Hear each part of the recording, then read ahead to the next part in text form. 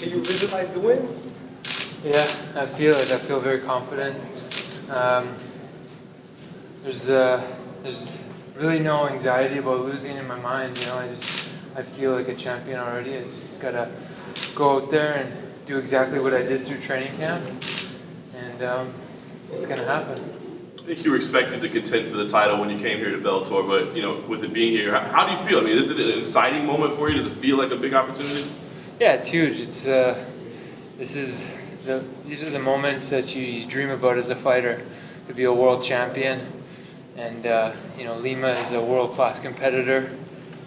Even though he's never fought in the UFC, I could see him competing against champions in UFC any day. So you know, I took this fight very serious, trained very hard for this, and I'm ready to take what's mine. How much tape did you study on him? Because I imagine, you know, before coming over here, he probably wasn't on your radar. So how much of his old footage did you go back and watch?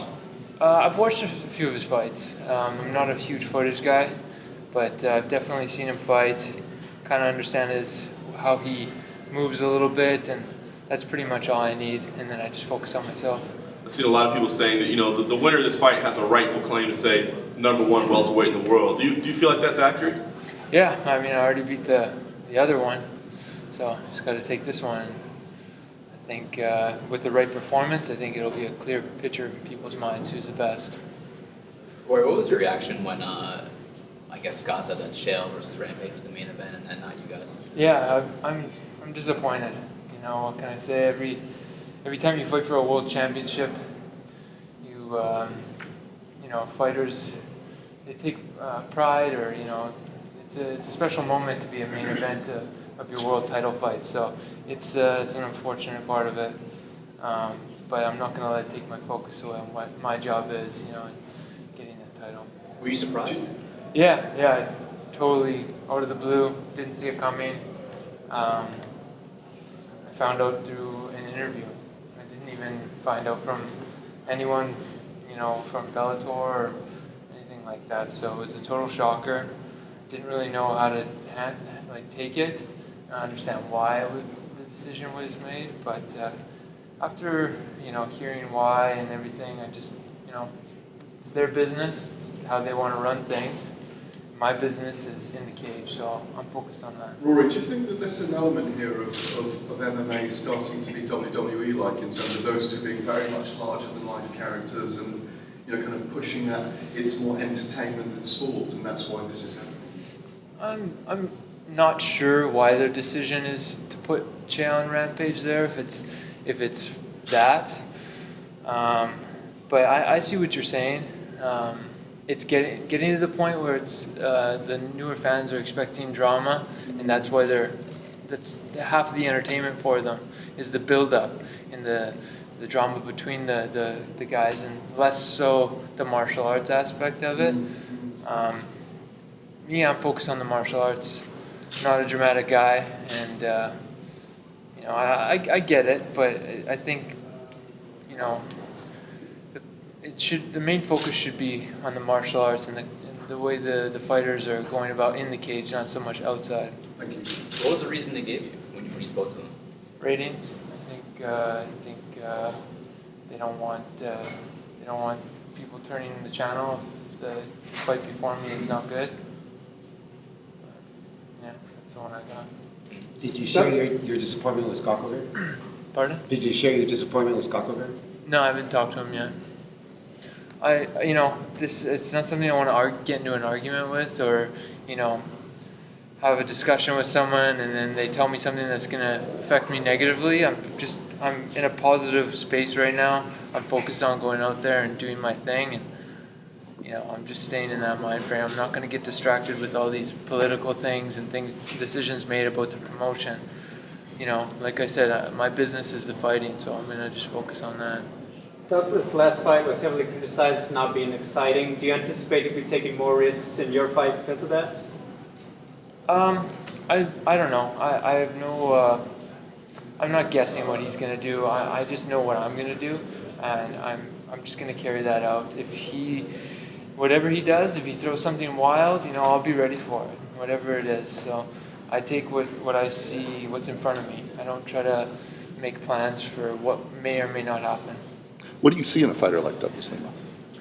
I think he's a large guy. I think that's the first thing you see when you see him. But he's athletic, he's strong, and he hits hard. I think those are his biggest keys.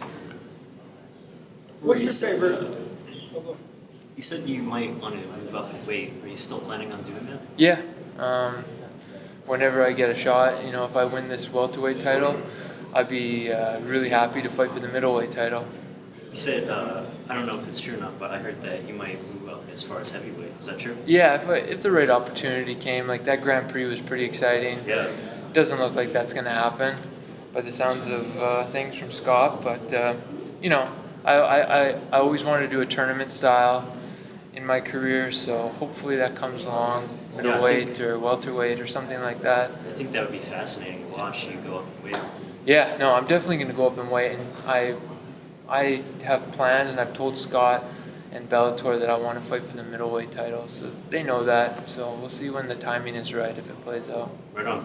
So you're saying that if someone dropped out of the heavyweight tournament and you were needed at the 11th hour, you'd step in there and fight anyone? Yeah. It's a baller move. It'd be interesting. If Chael could do it, I feel like I could do You it, look because bigger than him I this think I morning, could beat believe it. Chael. You look very heated this morning. I don't know about that, but I guess one or two more. Can you describe how you're going to beat him? I think it could be either submission or knockout. I think a lot of the times when I fight, when I'm hitting someone, I've noticed that they kind of almost give in to the submission, so it's there. So you know, either or.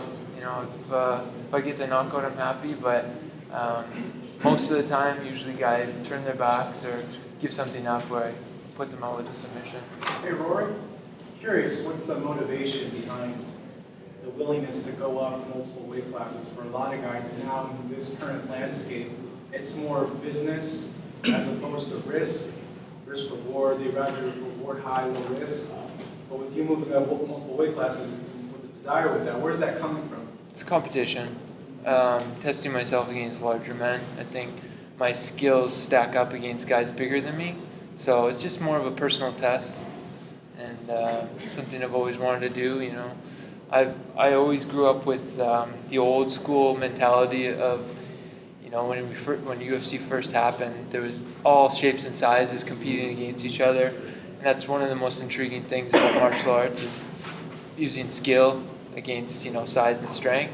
So I feel like I'm at a place in my career and in my training that I could do something successfully against larger people. What do you make of the landscape right now? Like what I mentioned about the reward risk part. In general, in all combat sports.